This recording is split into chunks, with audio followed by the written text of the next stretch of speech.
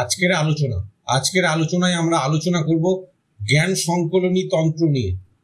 16 নম্বর শ্লোকের বাংলা অনুবাদ। দেবী বললেন, দেবের দেব, মহাজগতের নাথ পরমেশ্বর, আমাকে আলাদা আলাদা ভাবে বিভিন্ন দর্শনের মধ্যে পার্থক্য বুঝিয়ে বলো। আধ্যাত্মিক বিশ্লেষণ।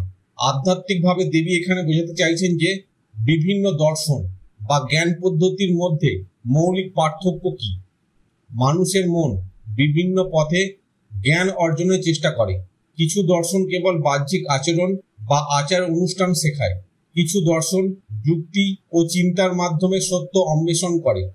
আবার কিছু দর্শন সরাসরি ধ্যান ও অন্তর্দৃষ্টির মাধ্যমে আত্মার উপলব্ধি ঘটায়। দেবীর প্রশ্নটি নির্দেশ করে যে প্রকৃত জ্ঞান অর্জনের জন্য এই বিভিন্ন পথ ও দর্শনের তুলনামূলক বোধ থাকা প্রয়োজন। দার্শনিক বিশ্লেষণ। দর্শনের দিক থেকে এখানে বলা হচ্ছে যে প্রতিটি দর্শন আলাদা দৃষ্টিভঙ্গি প্রদান করে। যেমন ন্যায় দর্শন যুক্তি ও বিশ্লেষণের মাধ্যমে সত্যের সন্ধান দেয়। বৈদেশিক দর্শন জগৎ ও প্রকৃতির মৌলিক বৈশিষ্ট্য ব্যাখ্যা করে। যোগ দর্শন মন ও চেতনার নিয়ন্ত্রণ এবং অন্তর্দৃষ্টির মাধ্যমে মুক্তির পথ দেখায়। প্রতিটি দর্শন আলাদা আলাদা পদ্ধতি, কিন্তু লক্ষ্য একই, মানুষকে সত্য ও মুক্তির দিকে নিয়ে যাওয়া।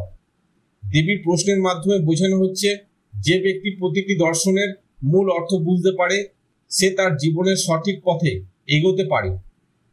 বর্তমান জীবনের উদাহরণ। আজকের জীবনে আমরা বিভিন্ন শিক্ষামূলক বা জীবন দর্শনের পথ দেখতে পাই। কেউ পুস্তক পড়ে যুক্তি ও বিশ্লেষণকে গুরুত্ব দেয়। কেউ অনুশীলন বা ধ্যানের মাধ্যমে নিজের অভ্যন্তরীণ শান্তি খোঁজে। কেউ আবার সামাজিক নিয়ম ও আচার পালন করে জীবনে নৈতিকতা স্থাপন করে। প্রত্যেক পথই আলাদা, কিন্তু উদ্দেশ্য একই, জীবনের অর্থ বোঝা এবং নিজেকে উন্নত করা। যেমন একটি কর্পোরেট মানুষ কাজের বিশ্লেষণ দিয়ে সমস্যার সমাধান করে, অন্য একজন শিক্ষক ধ্যানের মাধ্যমে নিজের মনকে স্থিতিশীল রাখে। এই পার্থক্য বোঝা আমাদের শেখায় যে জ্ঞান ও আধ্যাত্মিক পথ বহুবিধ হতে পারে, কিন্তু প্রত্যেকটি সঠিকভাবে অনুশীলন করলে জীবনে দিশা ও মুক্তি আসে। 17 নম্বর শ্লোকের বাংলা অনুবাদ। ঈশ্বর বললেন, ত্রিদণ্ডীসরা বেদের অনুশীলনে নিবেদিত, শক্তির পন্থীরা প্রকৃতিকে পূজা করে, বৌদ্ধরা শূন্যকে অনুসরণ করে। আধ্যাত্মিক বিশ্লেষণ। আধ্যাত্মিকভাবে এটি বোঝাচ্ছে যে মানুষ আধ্যাত্মিক পথে ভিন্ন ভিন্ন উপায় অবলম্বন করে। ত্রিদণ্ডীসরা যেমন ব্রাহ্মণ বা বেদের সাধক বেদের শাস্ত্র অনুযায়ী আচার ও শিক্ষা মেনে ধ্যান ও জ্ঞান অর্জনের চেষ্টা করে। শক্তিপন্থীরা প্রকৃতির শক্তি বা বেদের শক্তির মধ্যে আত্মা ও ব্রহ্মের মিলন খোঁজে, তার মাধ্যমে আধ্যাত্মিক উন্নতি লাভ করে।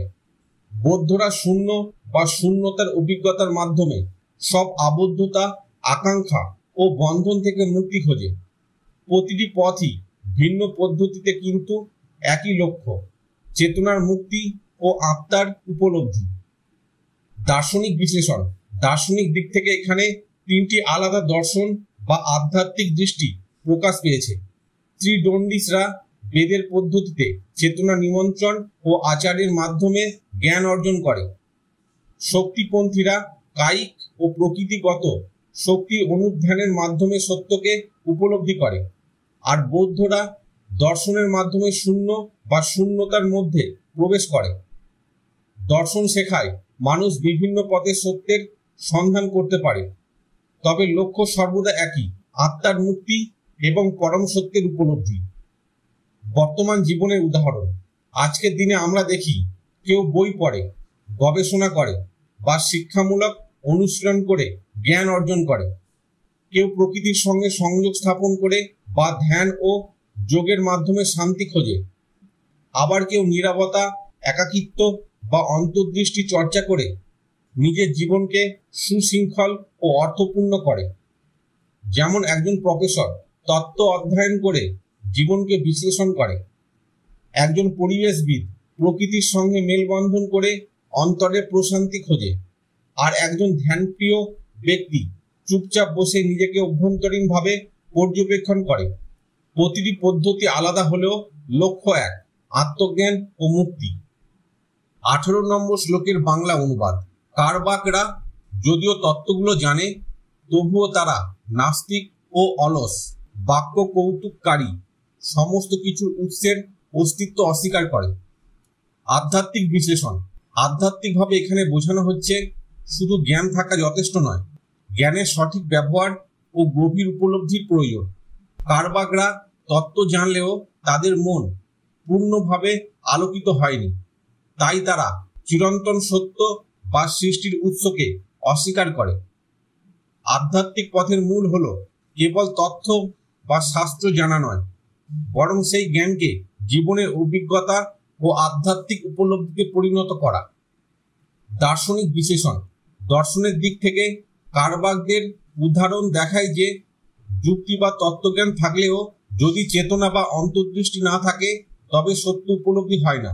তারা বিষয়বাদী এবং নাস্তিক, কারণ তারা জগৎ ও জীবনের গভীর উৎসকে চিনতে ব্যর্থ।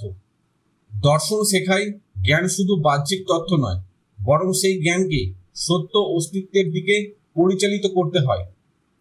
বর্তমান জীবনের উদাহরণ। আজকের জীবনে আমরা প্রায়ই দেখি যে কেউ বহু তথ্য জানে, বই পড়েছে, গবেষণা করেছে, কিন্তু নিজের জীবন, নৈতিকতা বা অন্তর্দৃষ্টি নিয়ে ভাবে না। কেবল একজন ব্যক্তি প্রযুক্তি বিজ্ঞান বা ব্যবসায় বিশদ জ্ঞান রাখে, কিন্তু জীবনকে অর্থপূর্ণ বা সত্যের দিকে পরিচালিত করতে পারে না। ফলস্বরূপ তার জ্ঞান কেবল তত্ত্ব বা বাক্য কৌশল হয়ে থাকে। প্রকৃত উদ্দেশ্য ও গভীর উপলব্ধি তার মধ্যে নেই। এটি আমাদের শেখায় যে জ্ঞান অর্জন করা যথেষ্ট নয়, তাকে জীবন ও আত্মার উন্নতির জন্য ব্যবহার করাই আসল লক্ষ্য। আজকের আলোচনা এখানেই শেষ হলো। পরবর্তী শ্লোকগুলো পরের ভিডিওতে দেওয়া হবে।